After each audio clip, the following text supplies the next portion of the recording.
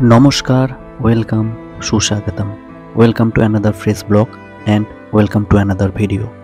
আজ আমাদের চ্যানেলের নিবেদন কিছু স্যাড মোটিভেশনাল কোটস যা আপনার জীবন দর্শনকে বদলে ফেলতে পারে। কখনো ভেঙে পড়ো না। পৃথিবীর যা কিছু হারিয়ে যায় অন্য কোনো রূপে সেটি ঠিকই আবার ফিরে আসবে জীবনে। মেধা থাকলেই তাকে মেধাবী বলা যায় না।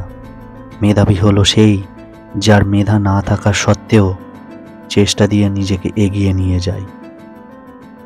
সাফল্যের কোনো রহস্য নেই, এটা প্রস্তুতি, কঠোর পরিশ্রম এবং ব্যর্থতা থেকে শেখার ফল।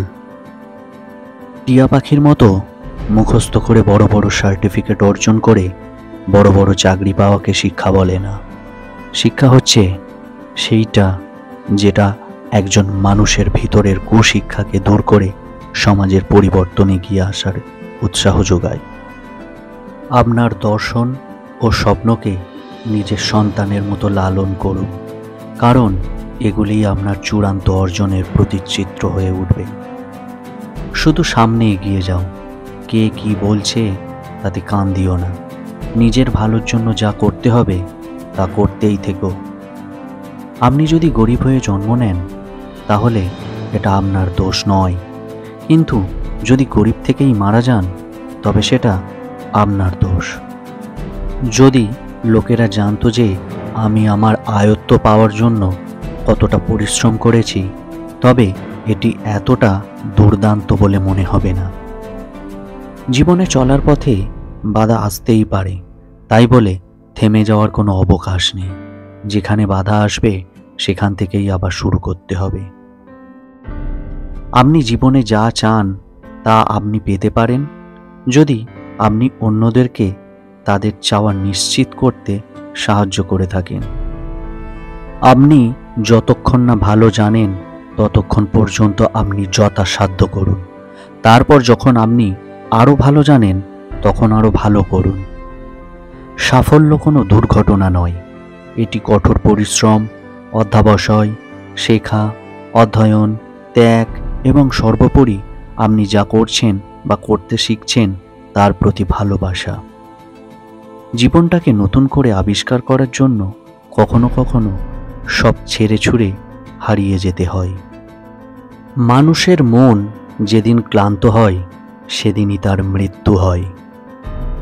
প্রতিভা টেবিল লবণের চেয়েও সস্তা। প্রতিভাবান ব্যক্তিকে সফল ব্যক্তি থেকে যা আলাদা করে তা হলো অনেক কঠোর পরিশ্রম। প্রত্যেকের জীবনের একটা গল্প আছে। অতীতে ফিরে গিয়ে গল্পের শুরুটা কখনো পরিবর্তন করা সম্ভব নয়, কিন্তু কঠোর পরিশ্রমের মাধ্যমে তুমি গল্পের শেষটা চাইলেই নতুন করে সাজিয়ে তুলতে পারো।